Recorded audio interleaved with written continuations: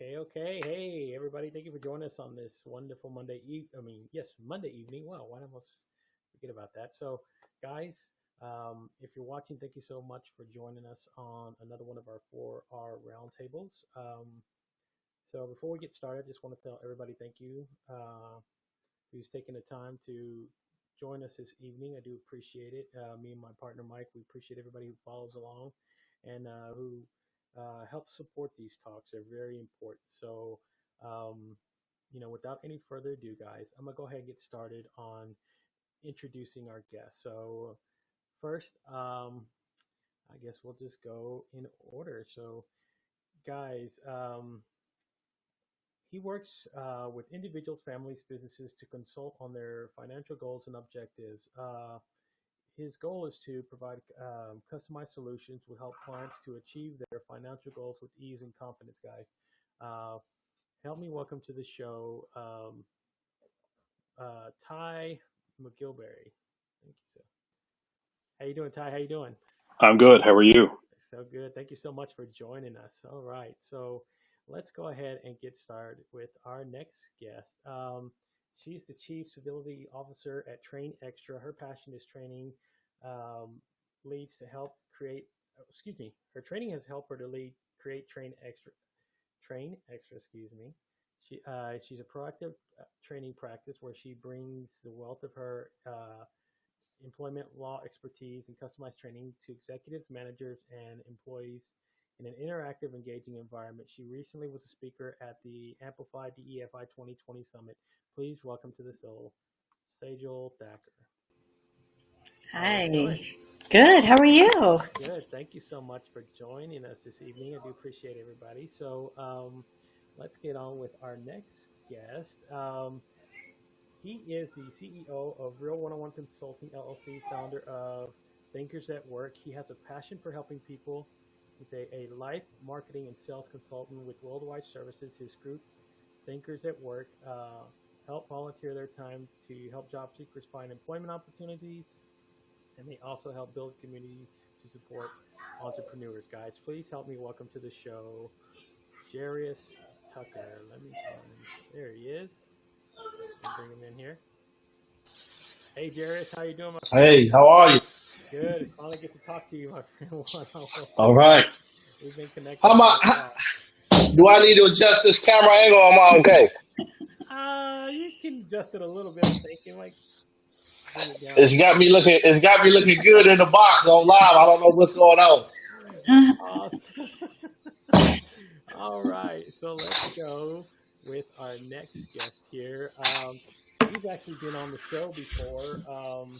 He's an international keynote speaker, writer, tech career coach. His coaching tech folks land their dream jobs and become successful leaders. He's the author of a new book, Skyrocket Your Career. Please welcome to the show and guest Raj Subrameyer. Hey, how's it going, man? Thanks for having me. Well, man, thank you so much for joining us. I appreciate it. So let's see. Oh, here we go, guys. We got two Michelle, so I'll start with the first one, okay? And I'll go ahead and just say it's Michelle O'Grady Caballero, okay? Hopefully I get that right. She's a communication expert and strategist with expertise in philanthropy, research, advocacy, branded program development, and partnerships.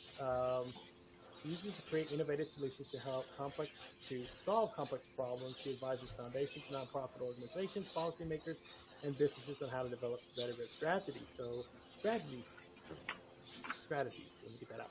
Sorry about that, guys. Please help me welcome to the show, Michelle O'Grady Caballero. Hey, Michelle. Hi, everybody. Hi. Hi. Awesome. Hello. So, now it's time to introduce the other Michelle. I like both Michelles. They're pretty awesome. She lives with passion, follows her dreams of walking in what she speaks with strength and positivism. People-centered, initiating a climate that thrives, detail-oriented, soft skills masters, focusing on giving and growing a culture where kindness and being positive matters. Please help me welcome to the show, Michelle Harwood. Hey, Michelle. Oh, I can't hear you, Mike. Is it Okay, how muted? about now? Sorry about Now, that. that's okay. Now we can hear you. And of course, Hi, guys, everyone. Hi. thank you so much, everybody, for joining us. And of Hello. course, let me welcome the co-founder, co-creator, and co-host of the 4R Roundtables, my good friend, Michael Padurano. Hey, Dad, you there? I'm trying to be there. My having some tech issues here, but we're doing the best we can here. So, how's everybody doing tonight? I'm good. Good. Good. So what we like to do is we like to go one by one and ask questions and direct the conversation, and then kind of just open it up for open forum. So what I want to do is I want to start. We're just going to go in order, and I'm going to keep it pretty simple. We'll start with Ty.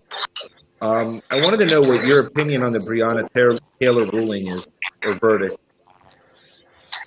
When it comes to that ruling, what I would say is that there's a saying out there that if the DA wants to get the grand jury to indict, they can get them to indict a squirrel over nuts. So I would want to know, what was it that they presented? Because to come out and say that there was nothing to find just tells me that there was nothing that they were looking for.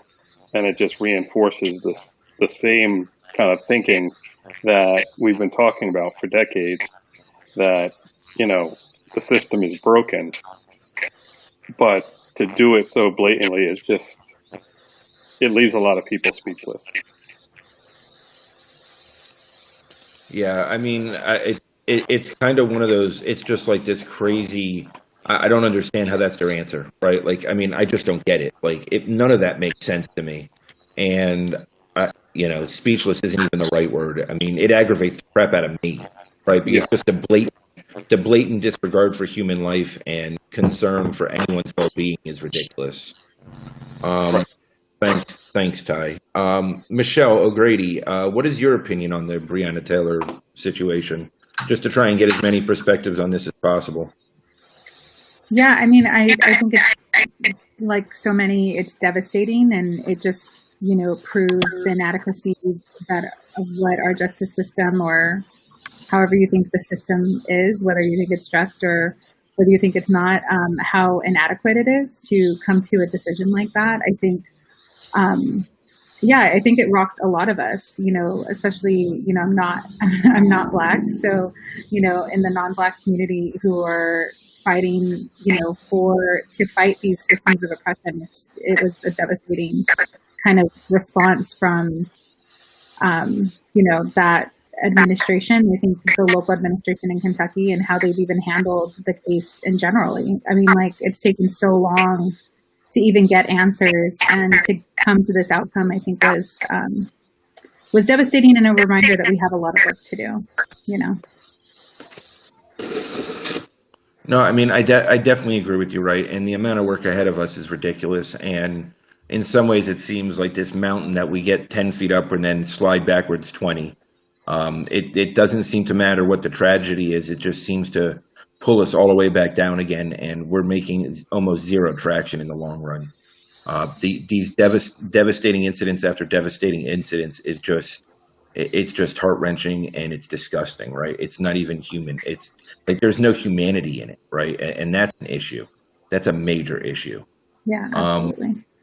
And I really think that there needs to be more of a human level behind everything we do. Jaris, what is your opinion on it? Well, I agree with you, Mike. Like you said, is no humanity anymore, what it seems like. And I wasn't shocked, but I was just surprised as to what's going on in today's society. I would have thought that this would have been a perfect opportunity to kind of just make an example and say, okay, y'all, we're going to at least attempt to try to do the right thing. And in my opinion, there was no attempt to do the right thing. And it's just like you said, seems like we take a couple steps forward, and we just get right back to step one. And to me, honestly, it's just 100% completely unacceptable. Yeah, I mean, it's their actions are, deplorable, right? Like they're just I don't understand how they walk away scot-free from this. There's nothing, no negatives. People just keep falling off. That there's no negatives attached to this. Like there's no repercussions. There's like not even a slap on the wrist over this. And I guess, I mean, I haven't done a ton of research in it because I'm just head down, just taking care of my 3 kids, and that's just my reality. But I mean, how did they actually protect the neighbor, right? Like, I mean, that's the part that just makes no sense to me. I mean, if you're doing something aware and you're doing something with any type of honest and integrity behind you, then how can you look at that and say that's the right decision? Like that's even a decision that should be made. Sejal, I'm sorry, I'm so bad with names. I apologize. What is your opinion on this? I know that you have a different perspective. Everybody has our own, and I really just, this is such a hot issue and it's so current that I think it definitely needs to be a topic. Yeah, no problem, Mike. It's Sejal. I think it's I went from like that extreme like anger, like pissed off, frustrated, because I'm a lawyer and so I want the system to work and be handled properly. So I went from like kind of like shock, and then I dealt with that, and now I'm more in the problem solving mode, and I want to figure out like where the system is broken and what we can do about it. So I'm really waiting for those transcripts to come out, the grand jury transcripts, because I'm really curious to see what was actually presented to the jury and what wasn't, because that's going to tell a lot. We definitely know that lots of things went wrong during that incident. And so somebody has to be held accountable, but I'm just not sure who that is and how deep that issue needs to be addressed to make sure that we don't have this kind of situation again. So I'm waiting for those transcripts to come out to kind of see what is the reality, because honestly, I'll be completely real. I mean, I don't know what to believe in what I'm reading out there. I really don't. I don't know what information is accurate. I don't know what information isn't. And so I am being very careful not to make snap judgments about what I read or what I see, because I don't know. Until we see that grand jury transcript, everything else is speculation at this point. Yeah, definitely. And I mean, obviously your insight into that would be different than the rest of ours, right? Because you have that legal background. So I'd be very curious to, see how you break that down versus the rest of us. No, and like you said, I mean, who knows what's true and what's false, right? Who knows what the facts are? Who knows what's really happening? Who knows what really was disclosed and what wasn't? And I just can't imagine, based on what we've seen and what we've heard, that the facts were shared, right? That what we're being told by any side of media is reality anymore. And I think that's part of the problem. I think that's a major issue, right? Because we all listen to what we intake, and how do we know what we intake anymore is a reality at all? So let's jump to Michelle before a slight technical issue might remove her from our presence again. Michelle, I know that you're a little bit different because you're from Australia. You've been here a long time, and it's just a different perspective. So I'm curious what your thoughts are on this whole Breonna Taylor situation.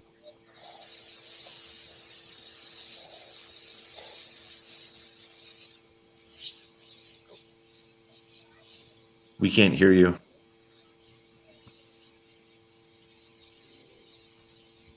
Let's see.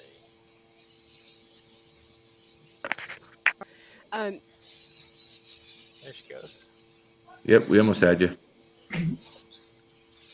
Because they were. Oh, she's having a hard signal. Serious. Michelle, you're cutting out really bad. Okay. Why don't wait? Try it again, one more What do you time. want me to do? There you go. Okay. Okay. What about now? Yes. Yes. Now just start over. Oh, okay. Technical difficulties. No, on a serious note,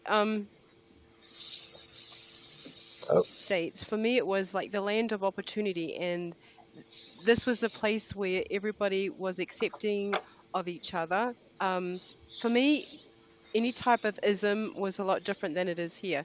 It's not to say that we didn't face it in New Zealand, because we did. I mean, to look at me, my ethnicity is Maori and Caucasian, which means when I dealt with the Caucasian girls, I looked Maori because I have dark hair. Olive with the Maori girls because I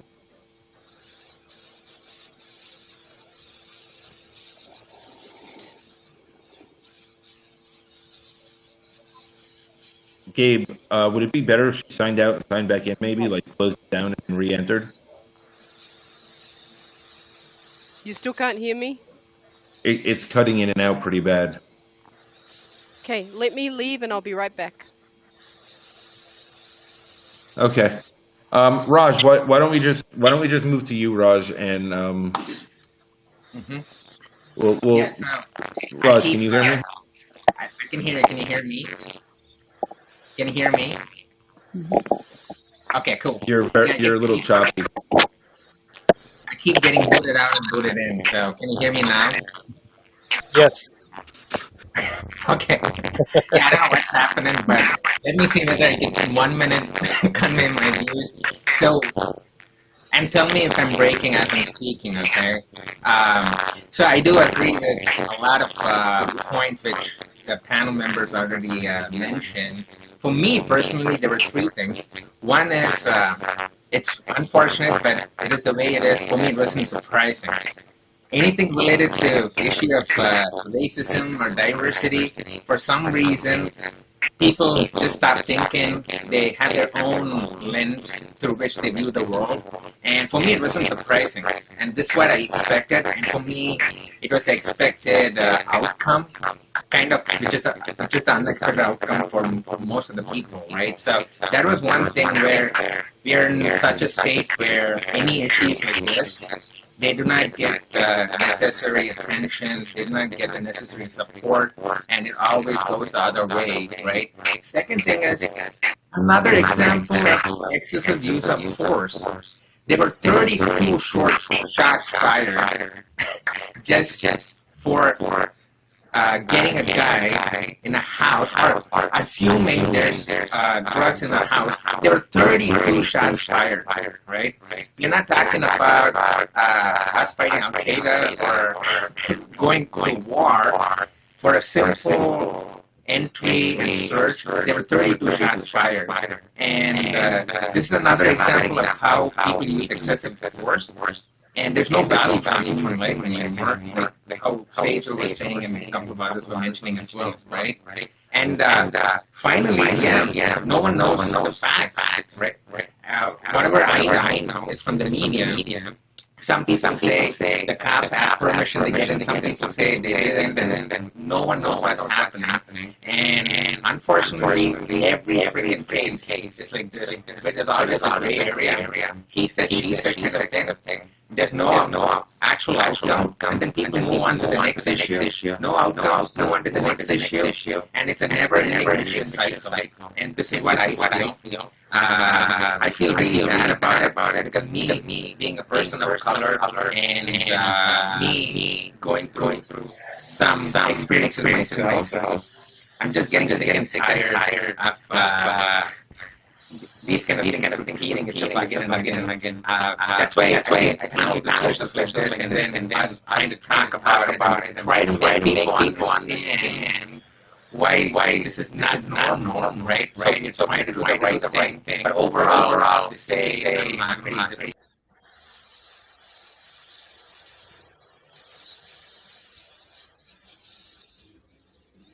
So this is live, and we are always going to have tech issues, no matter how hard we try. It's unfortunate, but every single person here is on a different Wi-Fi source, different connected servers, and we will just have to keep rolling with it on the fly. It's just the way that it works.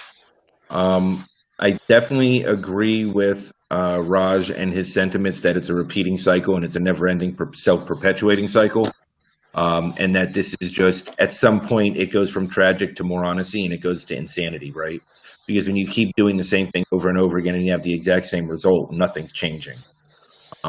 Again, it goes back to humanity and where's the human in humanity, right? And we're really losing that side of it, in my opinion. Michelle, I know that we're doing the best we can here. Let's try this again. Can you hear me okay? Actually, yes. Oh, It's good. refreshing. There's Peyton. Hi, Tate. Hey, there's your 5 cents worth. It's all which brings up a really good point. I mean, how do you teach children about humanity and what they see out on the streets? And how do you explain to them the violence and the dissension amongst people, where for her, it doesn't really matter the color of your skin or your religion. You're just a person.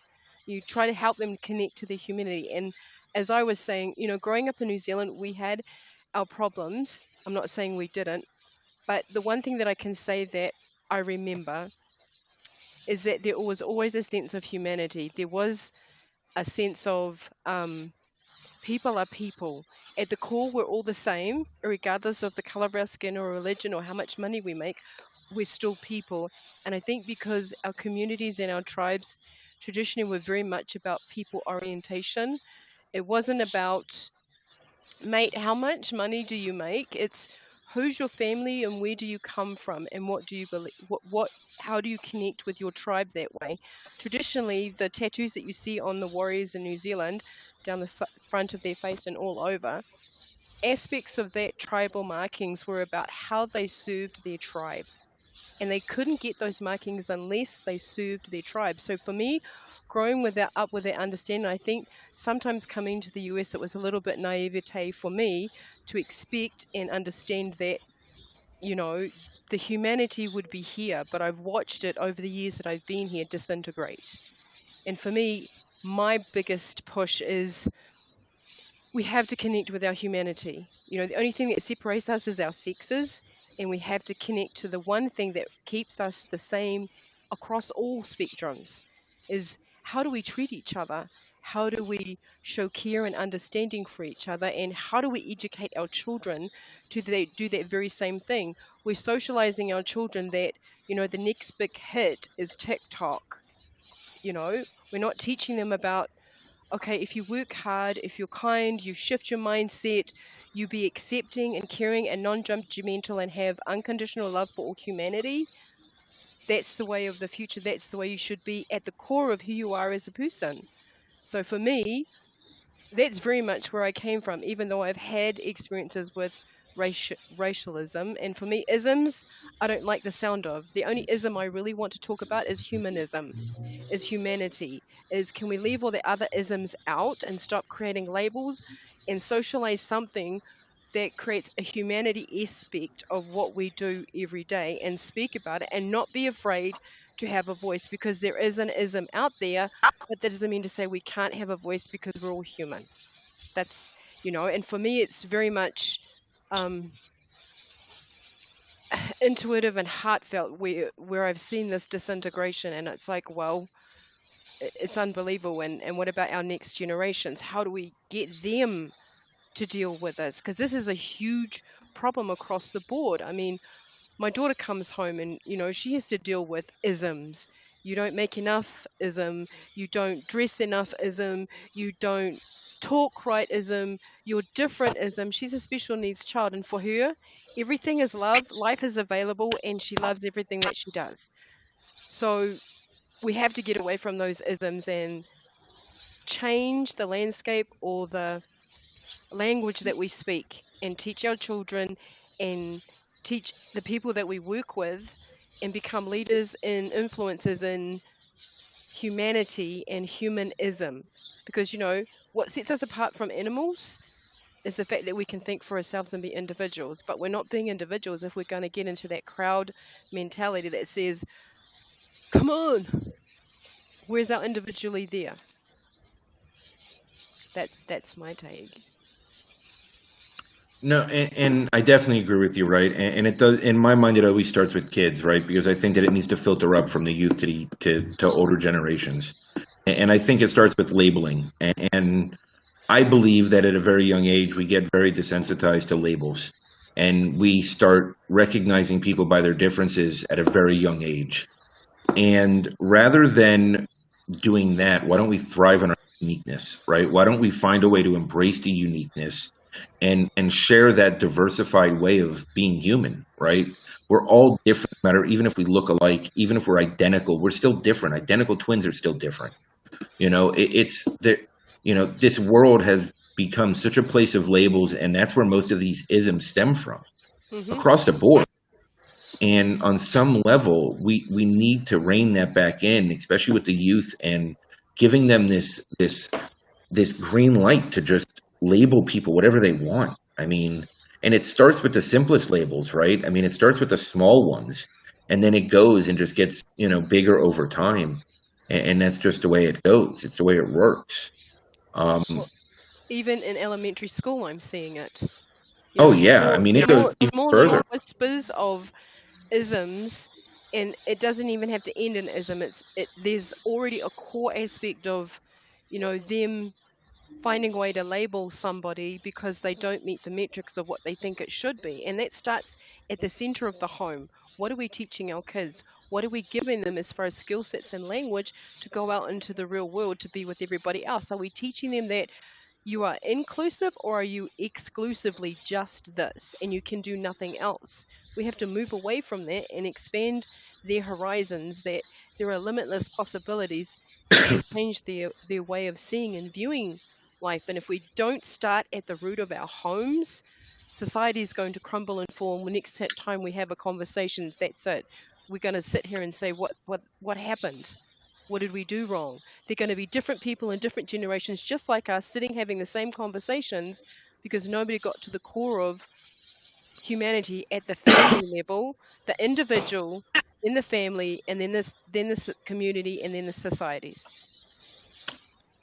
I mean, I agree 100%, except I don't know how many more generations I believe will be allowed to have these conversations with the way that the trajectory that society is going at this rate. I think we're at a big tipping point, and I feel like people have to come together with a human purpose and a human cause and unite against inequality and all differences, because I feel like rather than the race wars, this needs to be a human race war. This needs to be for the human race, because we are parasites. We destroy, we cannibalize, we are tearing things apart, and it's time to bring us together and make real things happen for everyone. And we have the technology, we have the tools, but we're taught that it's the best to be the richest. We're taught that it's the best to be the biggest, the greatest, you have to be first place at everything. The reality is, if you're not bringing anybody along with you, what's the point? And if you're not making an impact that's going to carry past your money, then who cares? That's just my perspective, right? Gabe, what's your opinion on this? I mean, you have a different perspective, just like the rest of us do. So what's your perspective on the Breonna Taylor situation? It was very upsetting in a lot of ways. Because number one, no one wants to see a innocent life lost, right? There's so many other people's lives affected by this. Her family, friends, people who are probably more irate than we can think, because they feel like, when are they going to get justice? When is there any kind of justice for that, right? I mean, to me that was the saddest part to think about. When I first heard it, and I said, "Man, this cannot be happening. This isn't real."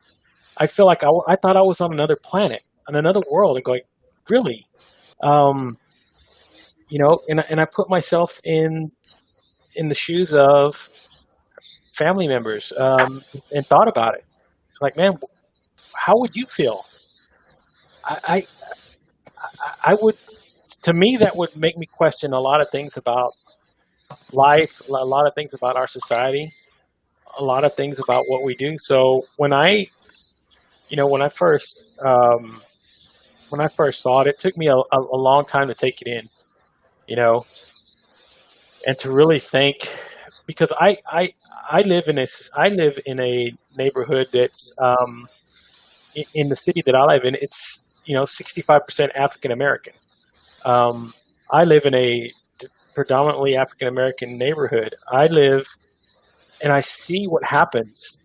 I see how the effects of something like this, where we go, why do I want to call the police? I should feel safe to call the people who are supposed to protect and serve our community, who are supposed to protect and serve our neighborhoods, to now where I don't know if I want to. I don't know if I can trust it. I mean, in your own home, not driving around, not on the streets, not on the corner, not under a lamppost, in your own home. And something like that happens. What are you supposed to think? To me, I see that, and I see the frustration. I see a lot of things from the people who are around here when I hear them talk about it in a store or whatever, and it's amazing to think that I live in a society where something like that can happen, and it's still, to me, very disheartening, because here we are doing these things, right? We're sitting here having these conversations and trying to concentrate on enlightening folks, and it feels like every time you want to push hard up against the other way, something like this happens, and it kind of takes a little wind out of your sails a little bit, because you want to get angry. You do. That's just a natural inclination for me, is to want to get angry and go, man, this sucks. It sucks in so many ways. And that's how I feel it's affected not just me, but to think about, what if that was my daughter and that happened to her, or my son, or somebody, To me, that's where I get frustrated, because again, this is our reality. If you're Black, if you're Hispanic, if you're of any other type of color, this is our reality as a society sometimes, and it sucks. It really does. But again, this is why we have to do this, though. We have to keep fighting upstream like fish. We still have to fight it, even though it's tough. We still have to keep pushing, man. It's like, again, you're going to get disheartened. You're going to see things like this. You're going to want to riot. You're going to want to do a lot of bad things, but that's not the answer. So for me, that's what I do. I agree with you on a lot of that, right, Gabe? And I think there's so much anger, and there's so much anger, right? I mean, look, I'm as white as it comes. I'm a 40-year-old male. I'm a 40-year-old white male in this country. So the worries that I have when that comes to that are completely different, right? My concerns are much different. My current circumstance is a little different, to where I'm considered an outsider. So that's a little different also for me. But at the heart of it, being a 40-year-old white male in this country, it's really privileged. It's really simple. I don't have to worry about going on the street no matter what time of day it is. I don't have to worry about having a talk with my kids about how dangerous it is. I don't have to worry about these things. This isn't something that I lose sleep over. Now, for my friends, my brothers and sisters that I love dearly like family, those people I worry about every day. The one thing that I definitely disagree with you is I don't think that this is an upstream battle. I think that this has to be a united front battle. And with the media playing the divisive games that they are, with politics playing the divisive games that they are, and driving people to such extremes, it's tearing apart the fabric of this country, and we're allowing it. And we're being manipulated and twisted and turned to pick one side, when the reality of the side is what's best for the people. Because this is a system that was created to serve the people, and it is not doing that anymore. It is not doing that at all, and it has not done that for a very long time. And it's not about going upstream. It's about educating and teaching people the difference between what we're being told and what the reality is. It's the difference to teach people to be free thinkers, be able to come up with their own ideas and solutions, right? And that's what I really want to talk about now, is potential solutions. Because we can talk about racism, we could talk about personal experiences, we could talk about, if somebody has something that they want to share that they've been through, and they really want to get it out there so that people can empathize and understand, you're more than willing, and I'm more than willing to listen, and would love to listen and understand and try to comprehend it. But at the same time, I really want to focus on solutions, because at the end of the day, what happened, as tragic as it is, there is not a single thing that any one of us can do to take it back. But we really need to find answers for this, and we really need to stop this from happening, and figure out real ways that we can put plans into action to make this change. Who would like to start with something? I'm leaving it open. why don't we start and ask Ty, because Ty is only going to be here for an hour, so let's go ahead and get Ty. Sorry about that. That's okay. Get his take on a possible solution, or some of the things that you might see that we want to hear about. You know, I've been thinking about this for a long time. But one of the things that I think we could do immediately across the country would be if we separated out internal affairs from police departments so that the police aren't policing themselves, and even separating out the area of the prosecutor's office that has to prosecute police crimes versus civil crimes that the police prosecute. I think that would go a long way, because if you could take that out of the local police district's hands, and now it's not about them trying to figure out, okay, if I commit this crime, I don't need to worry about that because Bob around the corner who works upstairs and we play golf together, or he's the godfather of my kids, or we started on the force together, or blah, blah, blah, blah, blah. Now you actually have someone who can come in, almost like the FBI or something like that, who comes in and investigates what's really going on and prosecutes them. And it's not at the local level, where you wouldn't have a situation where a Breonna Taylor, the prosecutor, is working with that same police department in Kentucky to do all the other crimes. Oh, and by the way, I also have to investigate the same people I need to rely on to get the rest of my caseload done. And I think if we looked at it and said, how do we rethink how policing is done in this country? I think that would go a long way.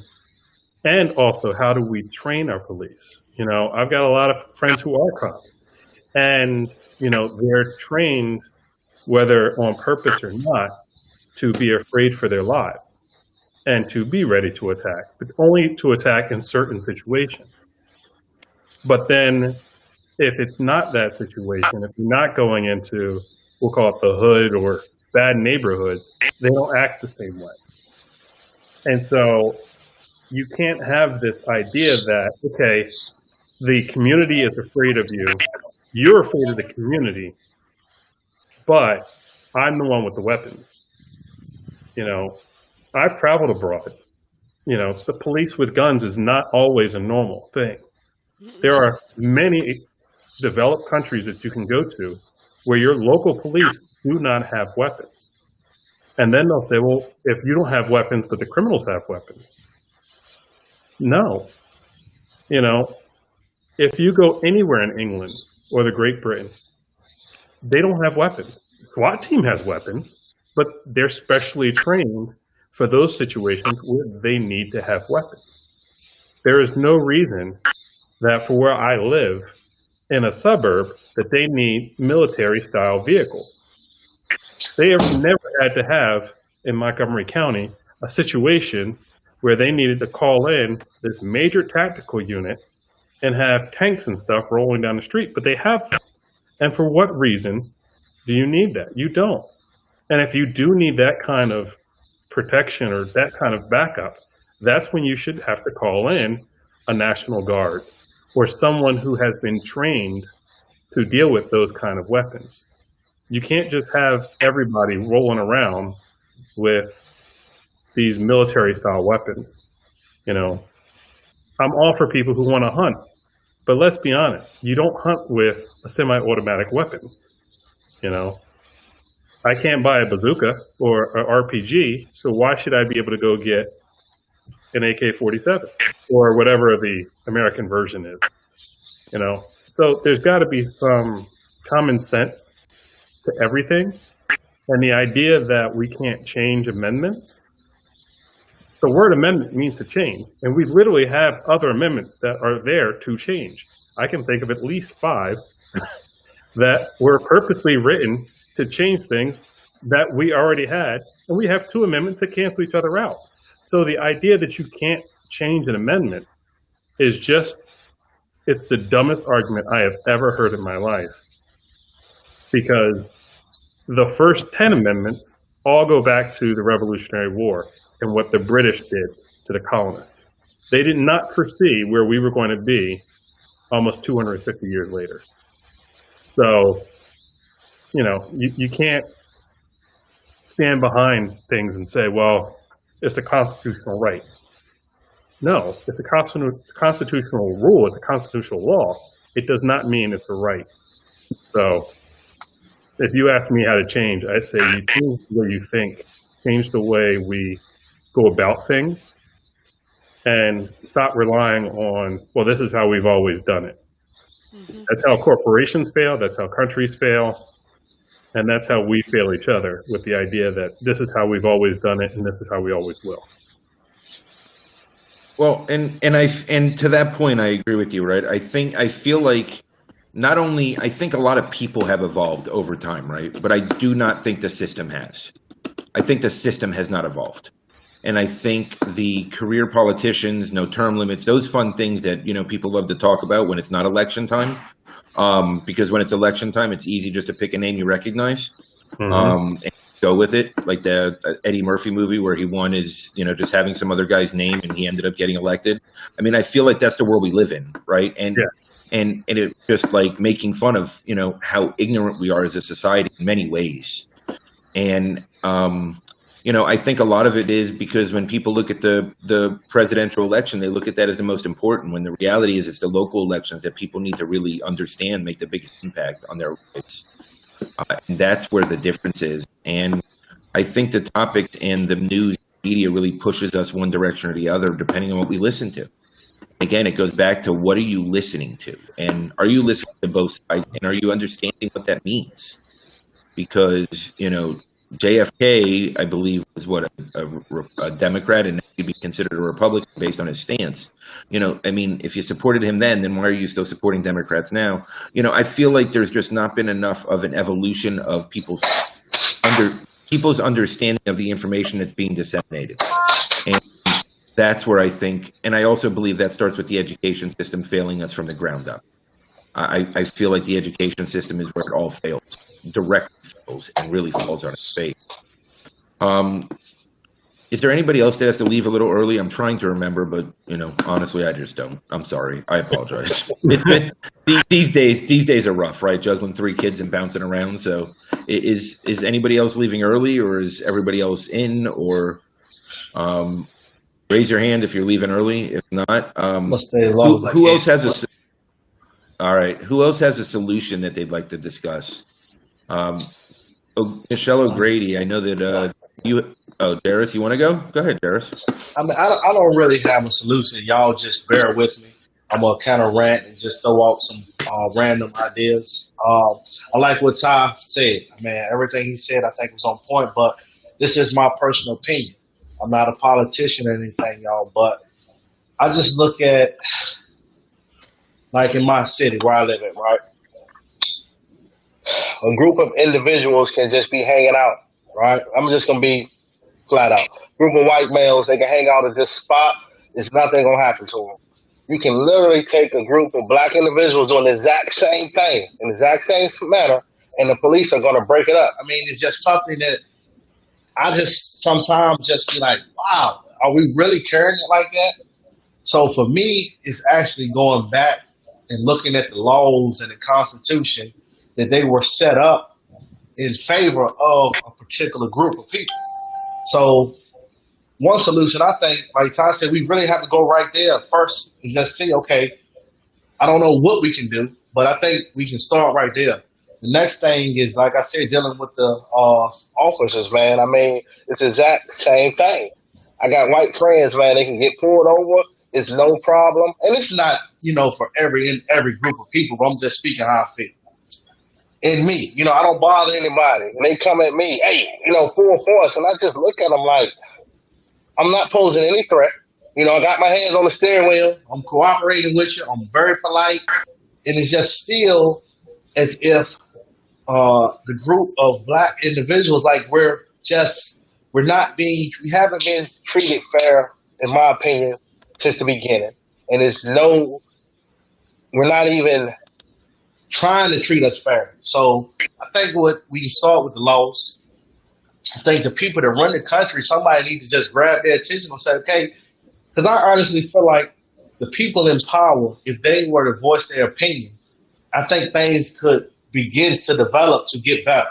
But it's like everybody that has the authority to do something just got their hands just like, oh, well, even from, you can start with the police and start, taking weapons away. All right. Then you have to go to the lawyers and the judges, because I've been in the courtroom, the exact same thing. See, the exact same thing. It's like, if you're a black person, if you're a white person, it's not the same playing field. It's like nobody wants to even look at it to make it the same playing field. So for me, you have to look at the laws and look at the people who are actually making the laws. And I think we need to start holding people accountable. Even if two sets of people do two different crimes, there are going to be two different outcomes for each group.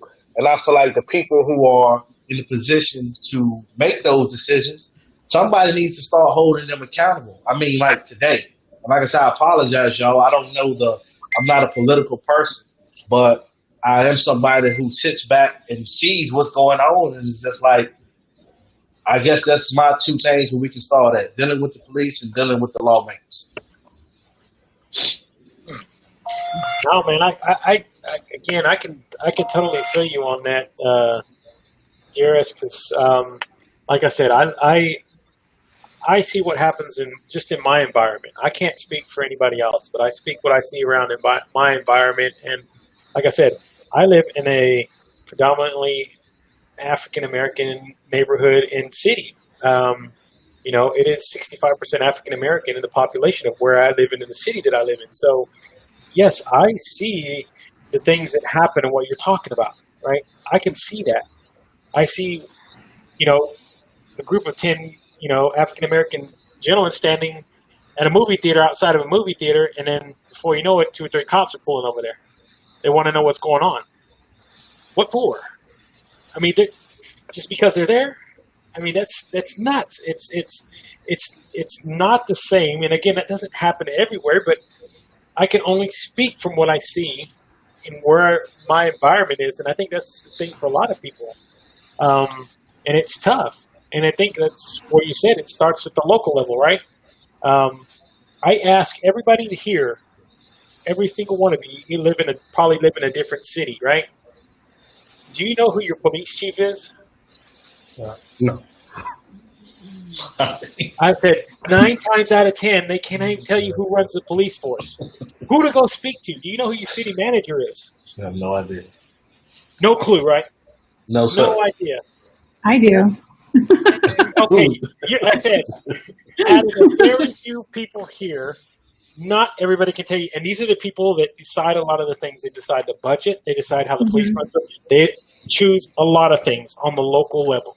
And I think that's where a lot of people are miseducated, is the fact that, yes, it starts at a lot of things on the top, but it's also educating yourself on the local level of who's here, who runs your school board, who runs all these things. How involved are you in your community?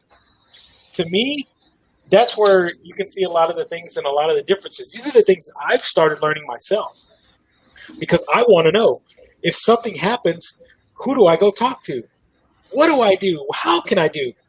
These are the things that have been influencing me since we started doing these things. And I think that's where a lot of us go, what do we do?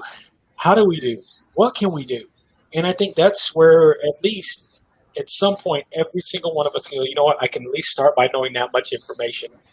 So if somebody asks me, I can go, I know who my police chief is. If something happens in my city and I see something that happens like with George Floyd, I can say something. I know, I don't have to wait. I can know what that person believes and where they stand, and if their beliefs are in the betterment of our neighborhood and our community. And I think that's where a lot of this starts. So I just wanted to mention one thing, because I keep popping in like a magician, but I just wanted to make some comments before I drop off again and drop in again. Go ahead, buddy. The point is, I do agree with Jaris and Gabe. You also mentioned one really important thing, which is labeling people. when you started the conversation, you talked about labeling, and that has been going along for the past 50 years. For your example, a group of African American people together, that means they're going to be drug addicts or they're going to be drug dealers. That's the mentality which people have grew up in the past 30, 40 years, right? And I think it starts with education. I think Jaris mentioned a little bit about it. Even Ty talked about a little bit about it. We need to educate people that, hey, people of color go through a different experience, and have that education from the police, from the cops, and then the education system should start from there, and then they have to know what's the right thing to do, why people feel this way. They have to get into the emotions, and no one has ever done that. I know they say they do this diversity training and stuff. It's all bullshit. It hasn't happened, and that's the problem. Labeling. We always think we have this persona already made up about people, right? Then education, we talked about that. Another couple of things I wanted to quickly talk about was, I don't know how the jury system exactly works. Maybe Sejal is the best person to talk about it, but all the cases, I start looking at the juries, everyone is freaking white, maybe one colored person, and then they rule and make judgments and vote on color issues. What the hell, man? They need to be mixed in the jury system.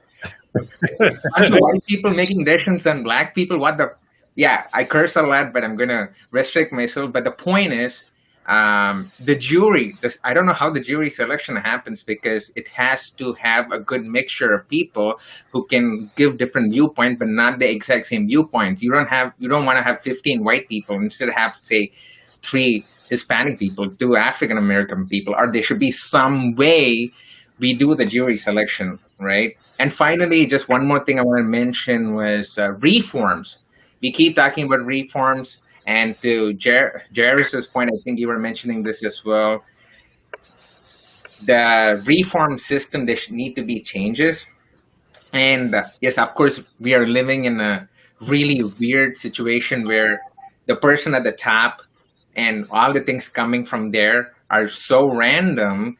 And that's the problem, because people do not know what to do. Even the cops do not know what to do. Take a gun or not to take a gun. Or do I need to tase a person or not to tase a person, because the people at the top keep changing the decisions every freaking day. So I think change comes from the top, and hopefully in November onwards, there's some changes. I don't want to get into elections because it's a whole different topic, but the point is jury system, reforms, education. I think those are 3 big things we need to do in terms of at least starting to make some changes, because we are so tired right now. It's like a mosquito biting you. It bites you, you keep tapping it, and you said, screw this shit, let it bite, I don't care anymore, right? And all the people have become like that because they're facing the same things over and over and over and over again and again, right? So, but yeah, that's my rant about this whole thing. So, well, and Raj, I think that's good points, right? I mean, you added on top of pretty much everybody's sentiments, right? And maybe that's where we should go next, is Sejal, and let her speak about the court system, right? And the jury system, because I think that's a perspective that we really haven't had much of on any of the roundtables that we've done yet. And I think that's a very interesting perspective that we definitely need to hear a little bit more about. So if you want to run with it and you're willing to, we would love to hear about it. Yeah, I mean, I think it just goes really. I want to bring us back to like that conversation that I think it was. I don't hear your sound. You don't hear me? We hear. Yeah. I hear you. Oh, okay. Oh, so it's me. Well, it's probably good you didn't hear me. I didn't say anything important yet, so now you can hear me, right? I would say that I think we have to go all the way back, and I think it really stems from all of these systems, whether you're looking at the jury system, the police system, the organizations, the medical system, I don't care what structure you're looking at, the bottom line is they're filled with systemic racism and bias. That's it. I mean, I think we have to attack the root cause of the problem, and that is basically, I think Jaris was kind of getting to this, and is understanding that it's bias, right? It's the word bias has like this negative connotation, but it could be positive or negative. I interpret bias to mean difference. We're all different from each other, and so our hardwiring is accustomed to looking at. We feel more comfortable, all of us naturally, with people that are like us. That's the bottom line. That's when you're little. When you think about when you're a baby, what do? You memorize everyone's faces that you see every day, and then the minute you see someone that doesn't look familiar, you freak out, right? So that starts when you're a child. You start making these differences, and then as you grow up, those preconceived notions because of your upbringing and your religion and your race and your color and all of these stereotypes that start coming into existence start when you're a child. Like that's where it starts.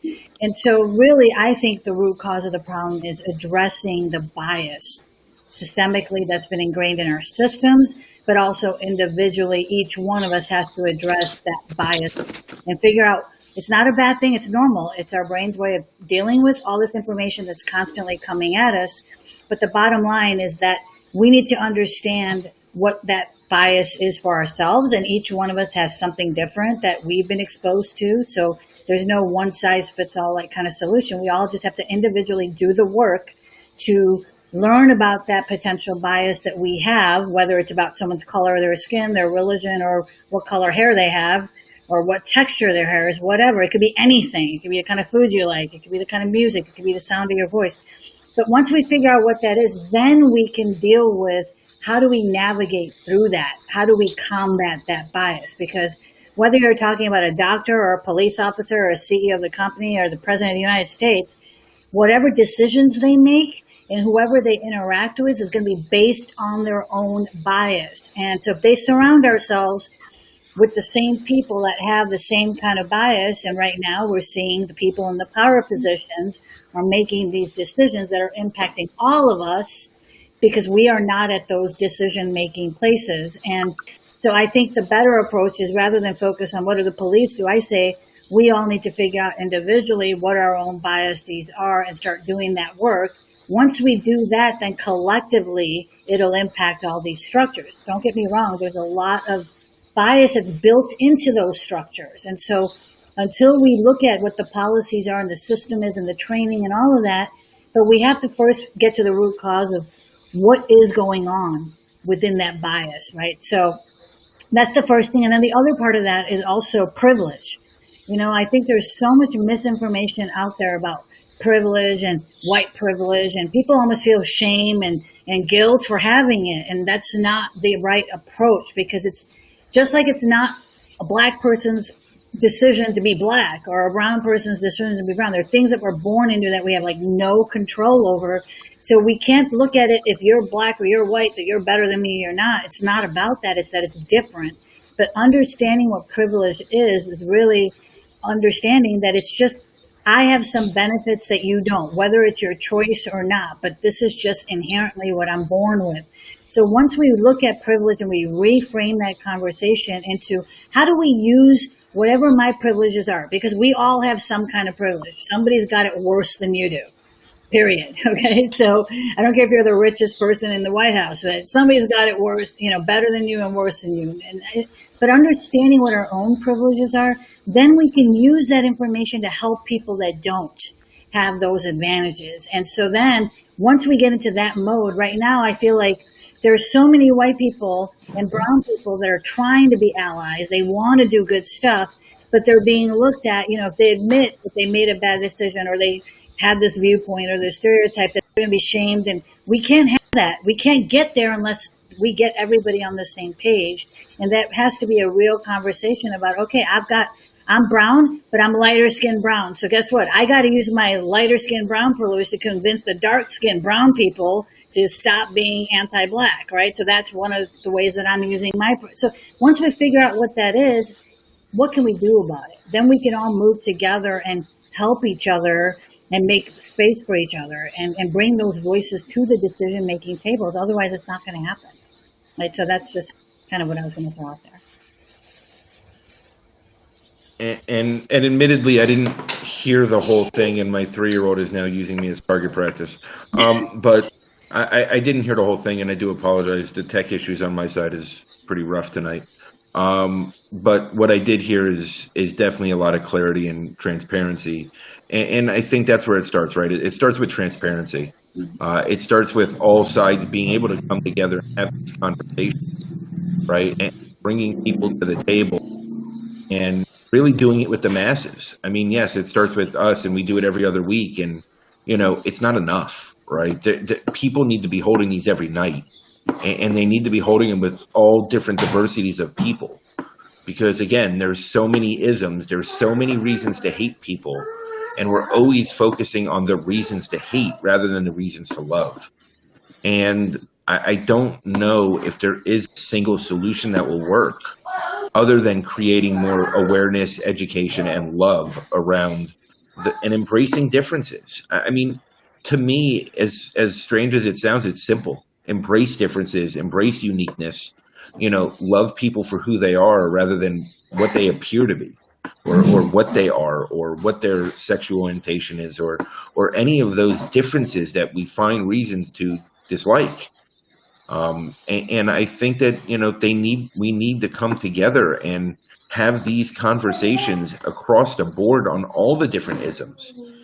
And I think that hatred is hatred. I don't think it's about a single type of hatred. I think it stems from the same problems like Raj added before about labeling. I truly believe that, labeling kids slow to develop or ADHD or hyperactive or, oh, that's the kid that's too sensitive. That's the kid that's, that kid cries too much. That kid does this too much. I really believe that's where it starts. I believe that's what makes the youth so comfortable with just tearing people apart. And until we find a way to, rather than putting them in buckets that fit into an existing system, we need to create a system that works for everyone.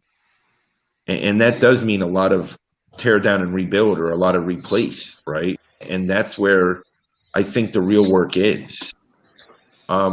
Michelle O'Grady, you haven't spoken in a little while, so why don't... I know that me and you, when we spoke directly, we went on a little bit of a rant, I believe, about media, if I remember correctly. Yeah. And that was a little while ago. So I'm curious your perspective on especially that side of it, right? The dissemination of information that comes to us. Yeah, I mean, I think there's a lot of ways that we can look at it, and I think we need to look at it in all different ways. I think some of us are presenting perspectives that are really like at the 30,000 level, and some of us are presenting solutions that are like ground level. And I think both need to happen at the same time. I think one thing that we definitely all need to agree on is that we need to have like a sense of truth telling in this nation. Like we all don't even agree on the same history of how this nation came to be. And I think that's a big problem when we start to think about bias and we start to think about dismantling systems and the systems of oppression that are well embedded in every point of government and legislation that has ever been created. So I think, we need to be honest about where we are and that we're all starting. And, America is largely in its adolescence. I mean, there's a great book called Culture Code. And it really talks about the culture of America and how it's come to be. And so I highly suggest it if you're looking at this.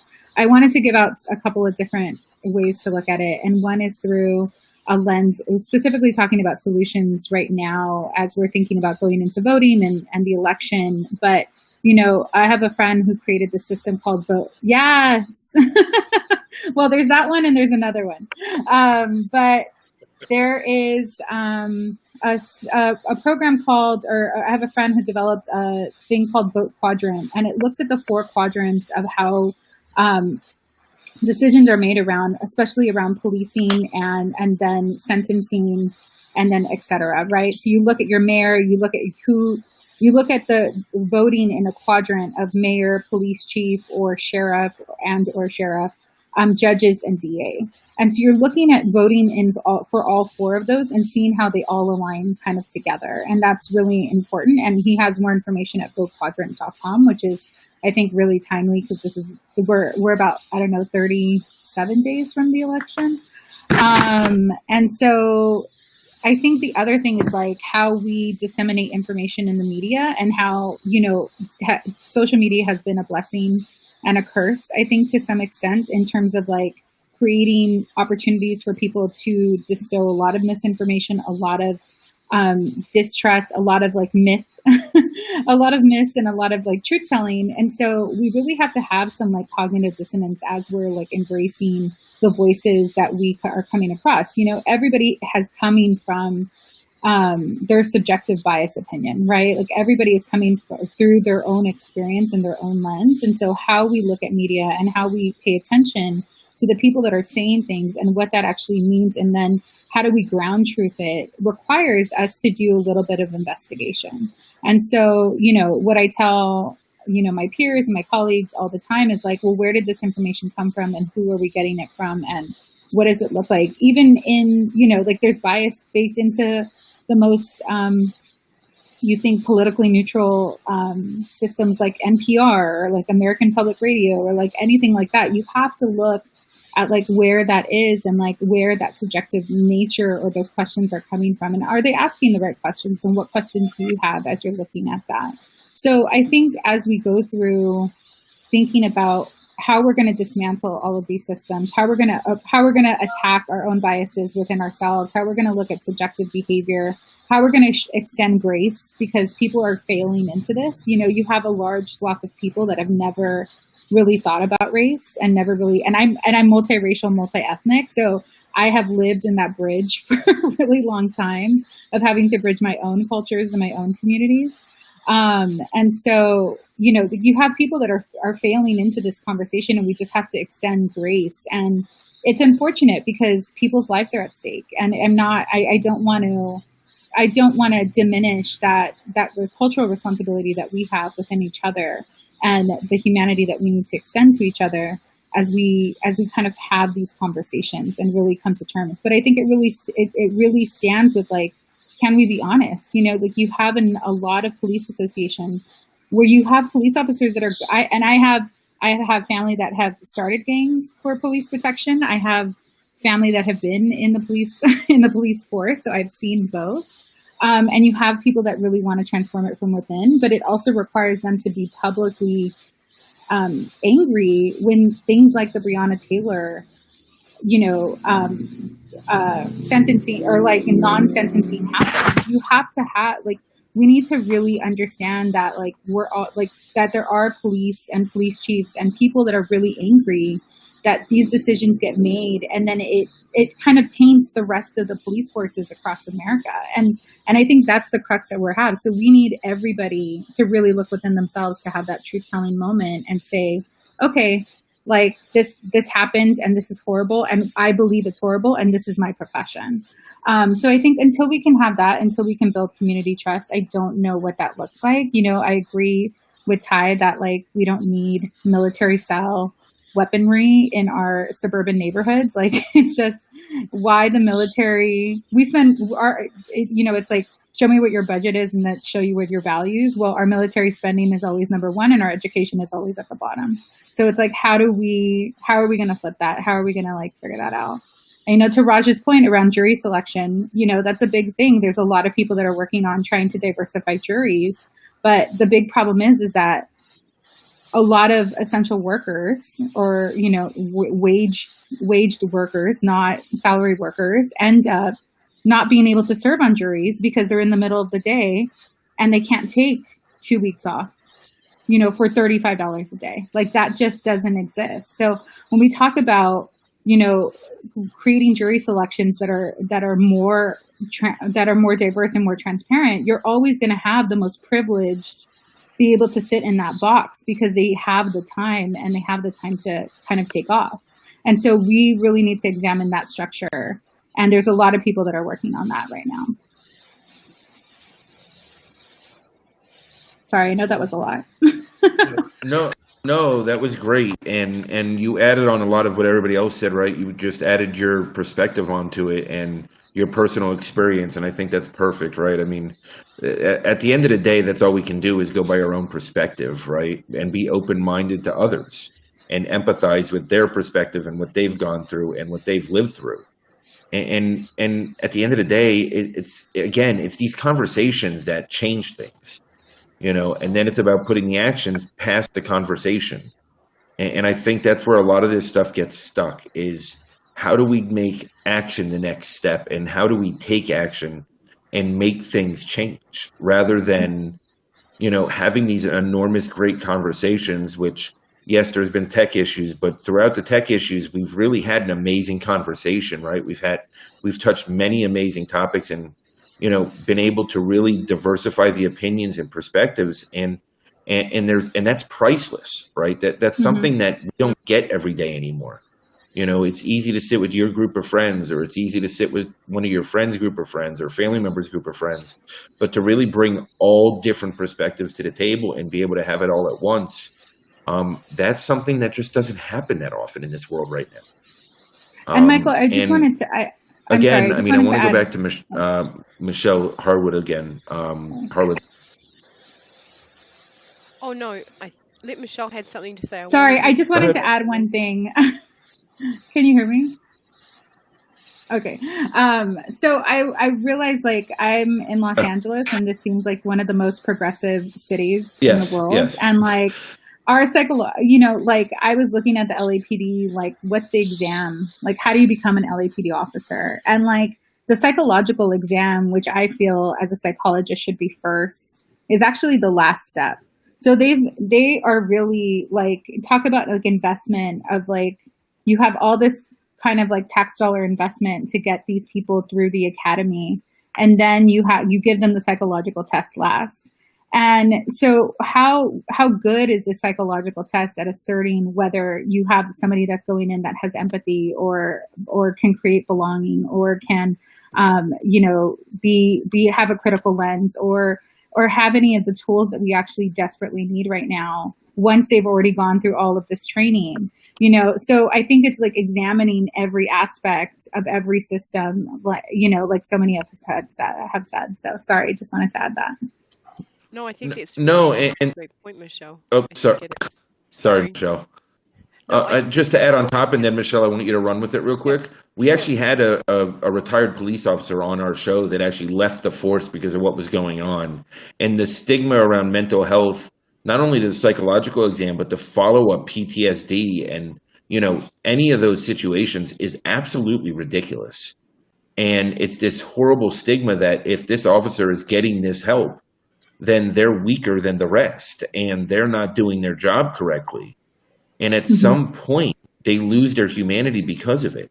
Right. Because they, and what are we teaching them, and what are we teaching society? And that's a very valid point, right? There used to be educational standards. They've dropped those. There used to be this standard. They dropped that. It used to be considered an honor to be a police officer. Now it's more of a fallback in a lot of ways. And I'm not saying everybody, right? There are people that are gung-ho and they're just family, police officers, and that's what they've always wanted to do. But I feel like a lot of people, it's like their second, third option, right? It's just now this fallback career. And, again, this perspective needs to change, and there needs to be better career tracks, and there needs to be better, throughout the education system, better ways to create moral standards and ethics that they get taught throughout school to be able to go into that, even at a young age. And that's a big part of this. Michelle Harwood, why don't you go now? Oh, okay. After I cut you off and ran. No, you're okay. Can you guys hear me? I just want to make sure we're all good. No, there's a couple of things I wanted to say, and that I think education is important from an individual level and tracing up through all of the levels of elementary through to high school and college. I think there needs to be a better sense of diversity and get away from the biases that we have.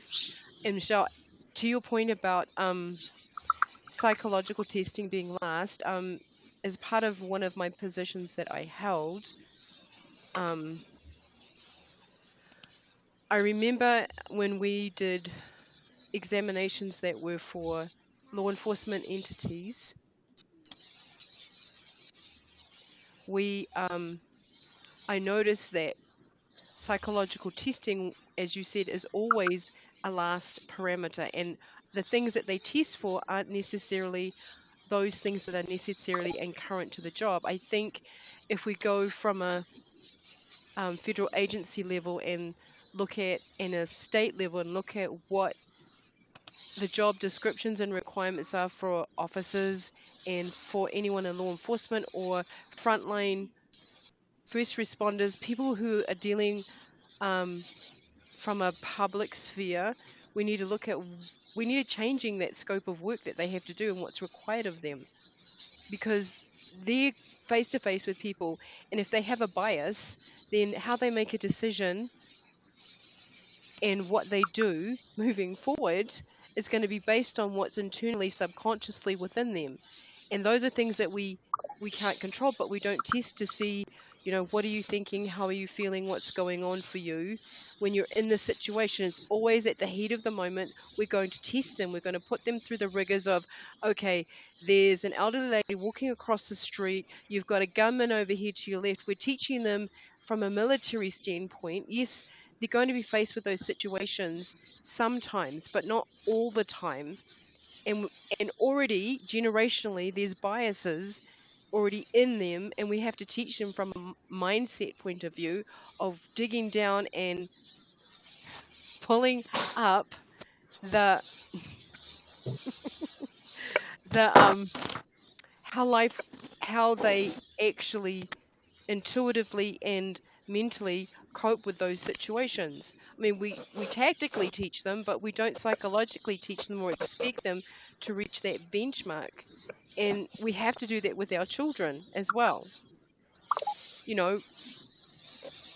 How do we teach them about biases? How do we not teach them about biases and labels? And we have to get to that space where we start at individuals at the home, and then we have to break out to find out, without getting too politicsy, sorry, wrong word, little distracted. We have entertainment behind me. Miss Peyton, can you put my painting back, please? Thank you. We have to look, pardon? Okay, thank you. Free advertising, okay.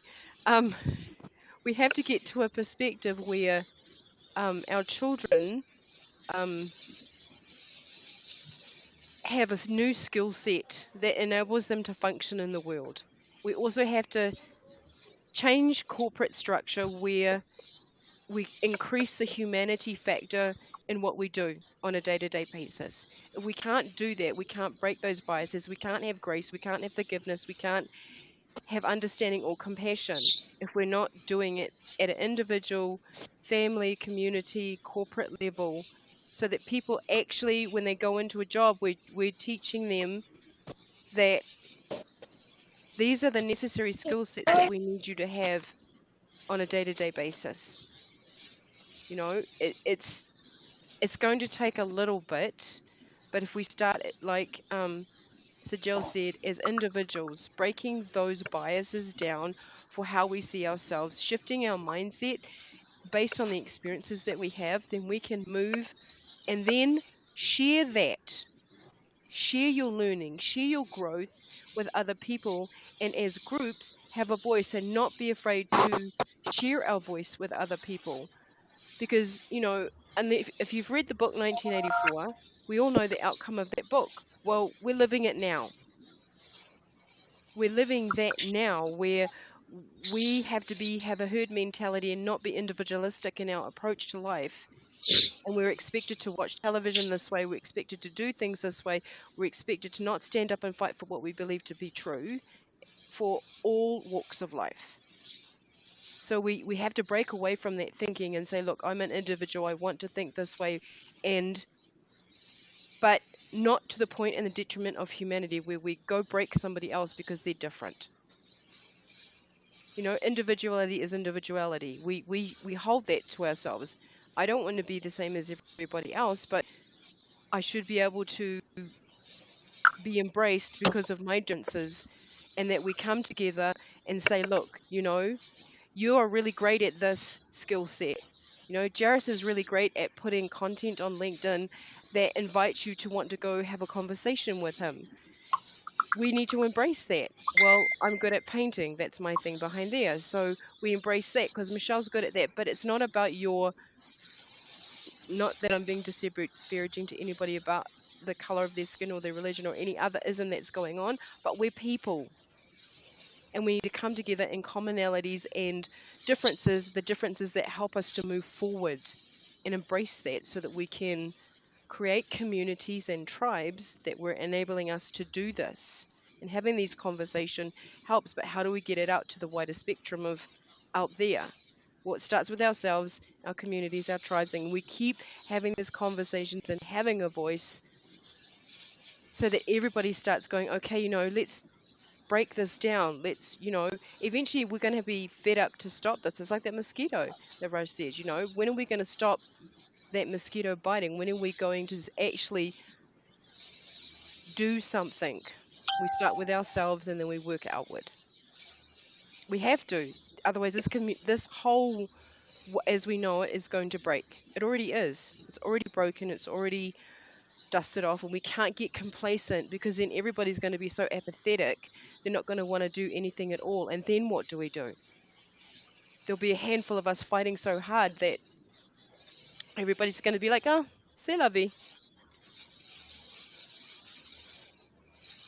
And we can't get to that space and that place. It's detrimental to our society. We've already seen what happened when everybody went, oh, c'est la vie, I'm just going to follow the crowd because, we don't have any freedom. We don't have any nationalistic approach to our politics. We're just going to follow this person because it feels really good. We watched that in World War II. And look what happened. Are we very far gone from that thinking? Or are we still the same? We have to break out those ideologies, and it starts with ourselves and our own biases, and create a space where everybody is welcome, regardless of who they are and what they do.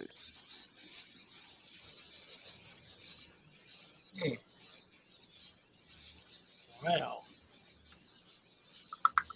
everybody, hold on just a second.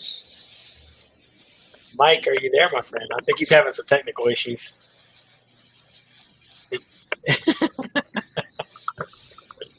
Well, he's trying to say something. His lips are moving, but yeah, we can't hear him. His lips are moving, but he can't do anything. So, and hey, these are the things that happen with some of these live stream guys. So I do apologize. But again, to what you were saying, Michelle, there's a lot. I mean, and for me, there's a lot of hard things to understand and accept. Like here in my community, right? I don't think that like the police force here doesn't reflect the population, right?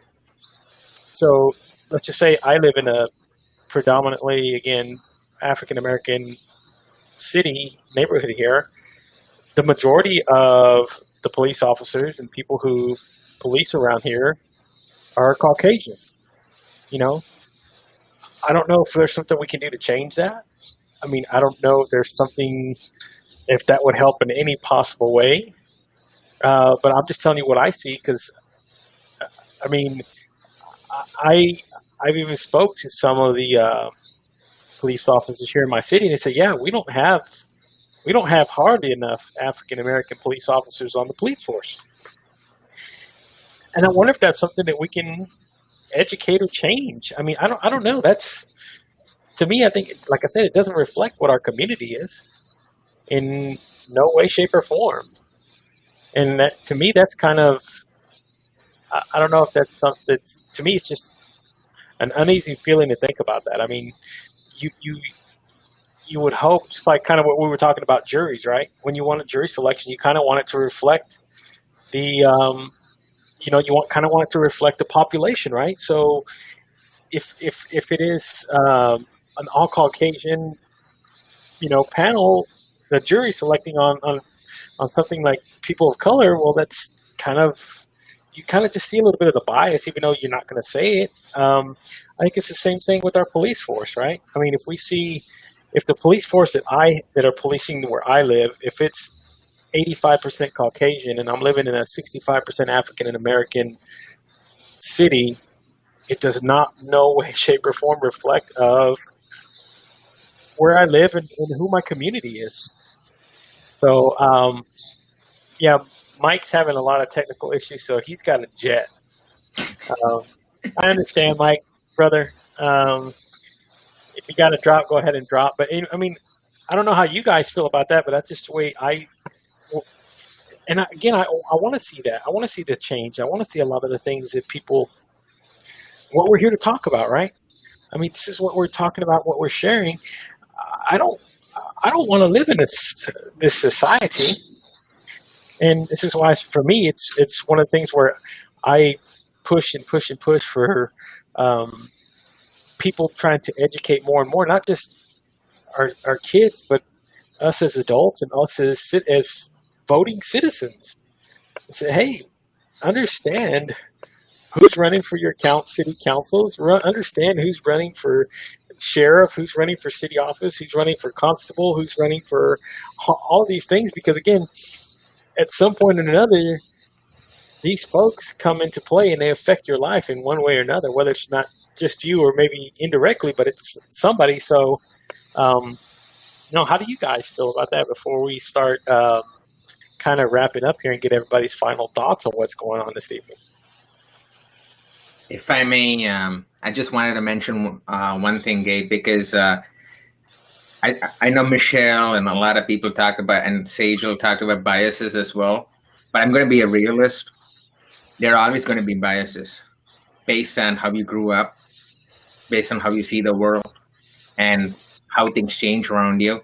So, yes, we can address biases, we can educate people, but you cannot change a 70, 80-year-old person who grew up, or 90-year-old person who grew up in the World War kind of era to think like how we think progressively, right? I'm not saying all people who grew up in that era are not progressively thinking, but I'm just saying it's hard to change the mentality of people. For example, my parents, they are racist in certain ways as well, right? And I cannot change them. I can just tell them, hey, I may not agree with that because of these reasons. So you have to give them information, but then it's up to them to decide whether they want to agree with it or not. So that's why I was coming back to my point of reform changes. Simple example is Michelle had a good point saying that the reason why the jury is predominantly Caucasian people is because they pay so low and people cannot afford to take 2 or 3 weeks, especially 2 weeks out, 2 to 3 weeks off, especially in this kind of economy. That is a really valid point. That's why they need to be reformed. That is, if a person comes to jury, then the employer doesn't have the right to not pay them, or there should be some level of payment, or there should be some level of security for the person to try to do his or her job to do the right thing.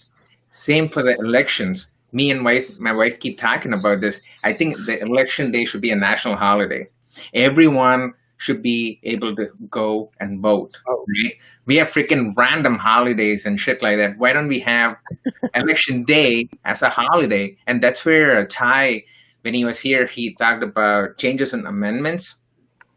Amendments were written that people in that generation, people in that surrounding, and people in that current era in mind, right? It has to be customized and adapted to this generation.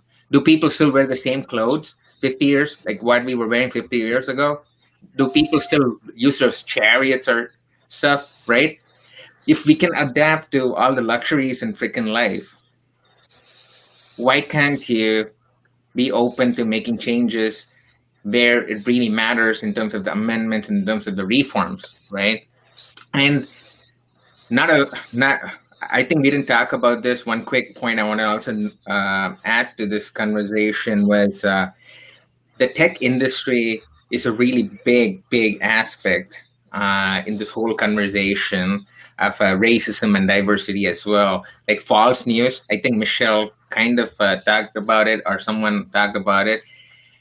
We get all our news from freaking Facebook now, and Facebook can push what feeds they want to people and push certain feeds for a certain group of people. I work in the artificial intelligence and the diversity space. I do a lot of research in that. I'm a tech guy, and I don't want to get into all the problems in the tech industry because it'll hurt. It pains me. But the point is, there should be reforms there as well in the tech space. There should be someone monitoring what they do, because like there are 5 giants who literally do anything with customer data right now, because our phones, as I'm speaking, this phone is listening to me, and then it's going to give me targeted advertisement after the call saying, dude, you talked about this and this what do you like, right? And that's how AI does it, and that's how technology is as well. So I think in talking about reforms, not only in the non-tech space, I think there should be reforms in the tech space as well. And just a quick example to just give you some context. So right now, companies are using let's talk about jobs, right? So companies use AI software to screen through resumes. And recently, University of Chicago, where I live in Chicago, right down here, we have University of Chicago and MIT did a joint study where they did an experiment to find out the level of racism and racism that they're in tech, right? So they send send resumes to job postings in Boston with fictitious names. Some were African American names, some were Caucasian names. They found that resumes with African American names had 50% lesser callbacks than resumes with white people names, right? And when I say white, I mean Caucasian people, right? And see right there, people who are not of color, people of color are already taking a step back there, starting from a step back when it comes to their life choices. So talking about biases, I think there should be reforms there as well, how to prevent those kind of things. And I know it doesn't magically happen, but the problem for me is we keep talking about these things, but no one does it. That's because people higher up the chain, they have a lot of other stuff to deal with, and they don't get what we have to go through. Like a Caucasian person or white person, if he goes out during the day, he or she doesn't think about, okay, do I need to look at whether cops are there? Do I need to wear a hoodie like this? But for me, for example, these are all real life story. Like I was babysitting my nephew, and just to give you some context, I'm interracial couple, part of an interracial couple. My wife is white, European, like Caucasian European. I'm Indian, of course, from my Texas accent. You already know I'm Indian. So the point is, I was babysitting and then pushing the stroller when I was in Cleveland, and then my wife was scared when I was wearing hoodie because people were watching me because there was this brown guy with a white baby, right? So just to sum it all up, what I'm trying to say is reforms have to start from the top, but unfortunately, that's the problem we're facing right now, where a lot of things are happening. But I think if there are more and more conversations like this, probably at some point of time we'll get into someone's head and change may happen. It is frustrating, but it is what it is, though. So, before we get out of here, guys, I know Michelle, you got to run. Thank you so much for joining. So, if Jaris or Sejal, if y'all have anything, or Michelle, if you got anything, I just want to say something very briefly. Go ahead, brother. For me, I appreciate this panel with so many people, right? I enjoy seeing the other race speak on the other opposite race's problem. Like to hear Mike say, as a white male, I understand what's going on, right? I would like to see more of that, because I feel like if I say something about it, like to say Breonna's case, right? It's not going to get that far. But I feel like if older white male was to say, okay, what are we going to do? And they are doing it. So I would like to see more of that happen. And like I say, it just, I don't know, man. Just to hear Mike say that, huh? I was just going to say, we can all start these conversations. Yeah. We all have friends, right? We all have somebody that we know who might not see the same way we do. It doesn't have to be aired over the public, right? We can always have that conversation. Find that person, say, you know what? I trust you. We're very, we're very tight. We're very cool. I want to talk about this with you because I want to know what your side is, because you'll never know what my side is, and I'll never understand yours either. So, we can all open these conversations one-on-one. That's what I've been telling a lot of people. It might be uncomfortable, but again, it's okay. It's okay to open it up and start talking about it, because I think that's the only way that we're going to learn. And we're going to talk and see what somebody else who is of Caucasian. That's why me and Mike started doing these in the first place, is because we were friends, right? And we're talking about and wanting to hear what he had to say about it. And he said, this need to be shared. And I think, hey, we all have that opportunity. We all know somebody. I would like for everybody to do that, at least go out and have that one conversation. Say, hey, man, look, I want to talk to you real talk, and this might be uncomfortable for you, but I want to know what you believe in, man. I want to know how you feel. I'm like you, Jaris. I would like to hear more of that. I would love to hear more people, especially a lot of Caucasian people, talk about this more. And I get it. I guess they don't want to be. A lot of them don't want to be pinned, marked, or feel like they might say the wrong thing.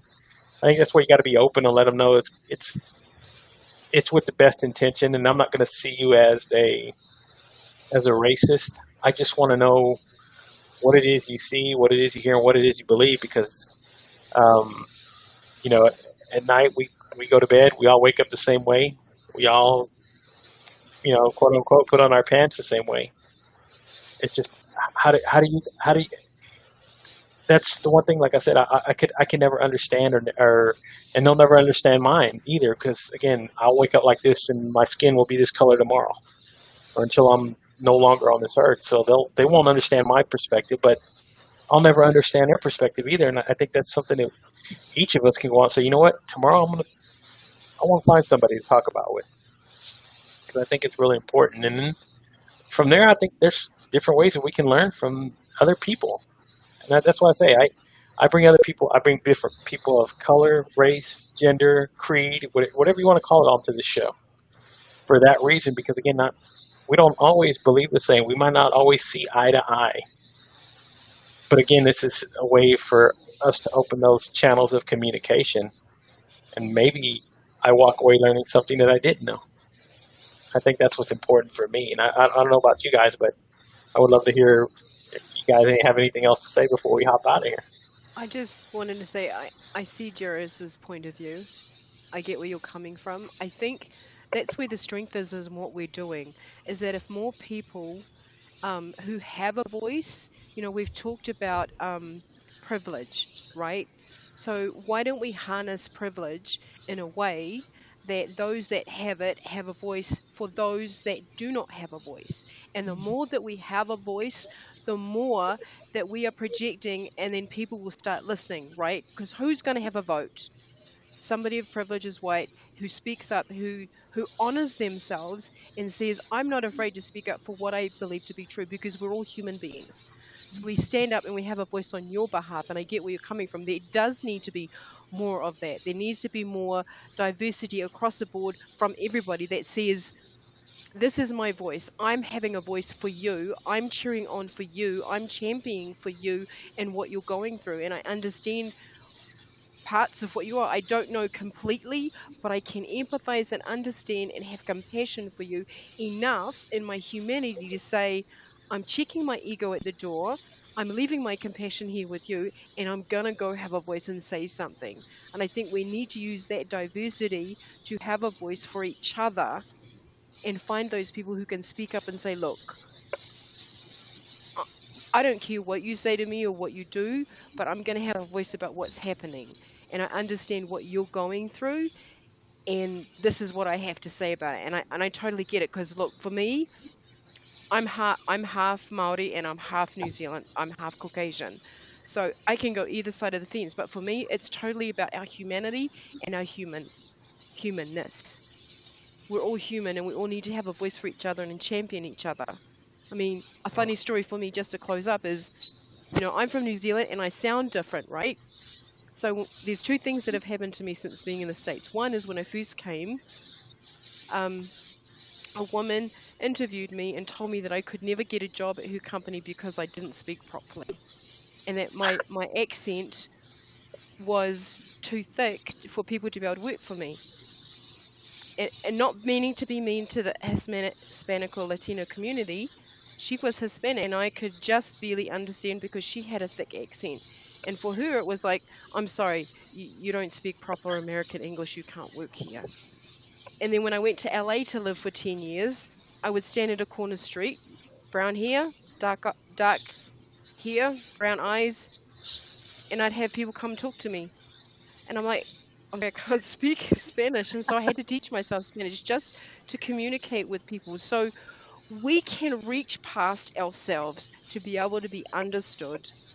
And I didn't take offense to it, because, they profiled me. They're like, well, she's got dark hair, dark eyes, she's olive, she must be, Latino girl.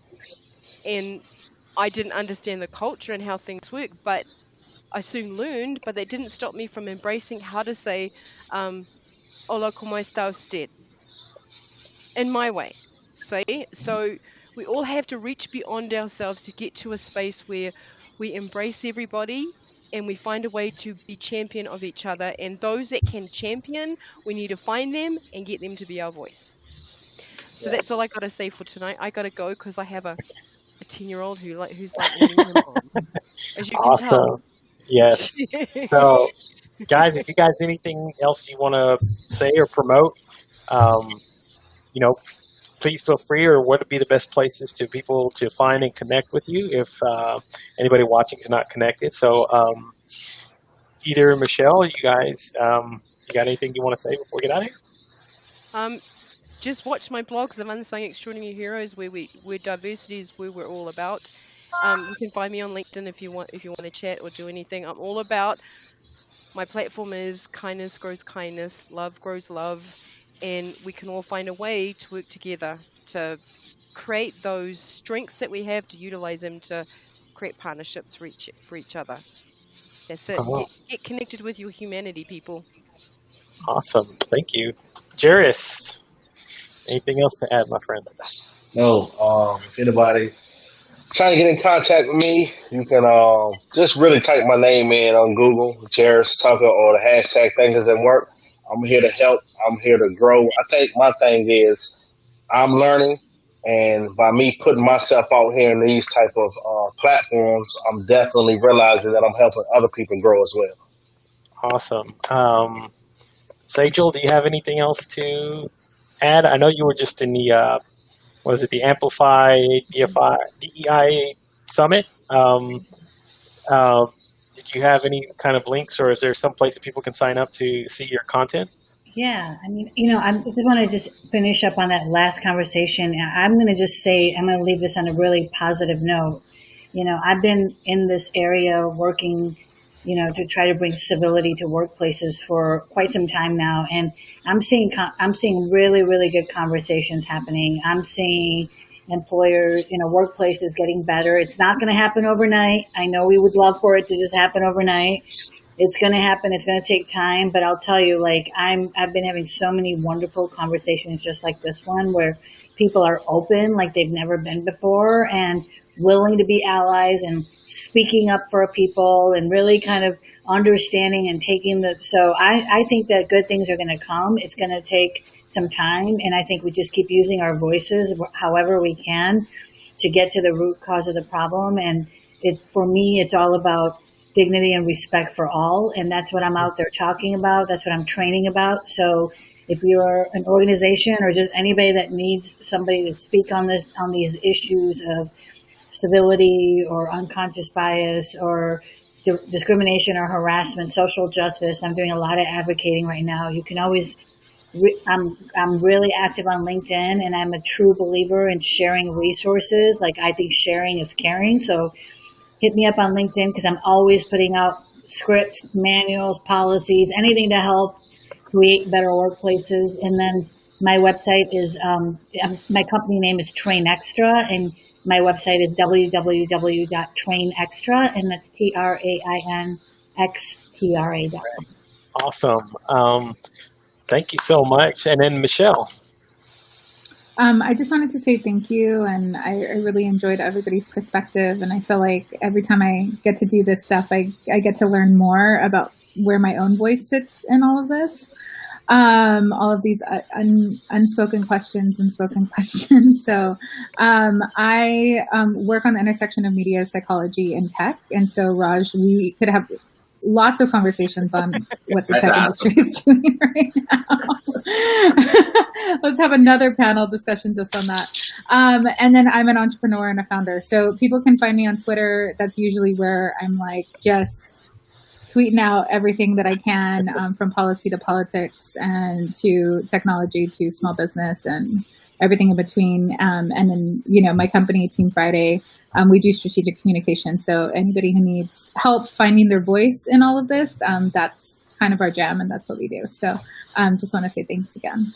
Awesome. And all you guys, just so you know, when I'm done with everything and get everything back uploaded on YouTube, I'll put all the links into any of you guys' websites or your links to your LinkedIn accounts or anywhere you want to share. So, Raj, I'm going to let you close it, brother.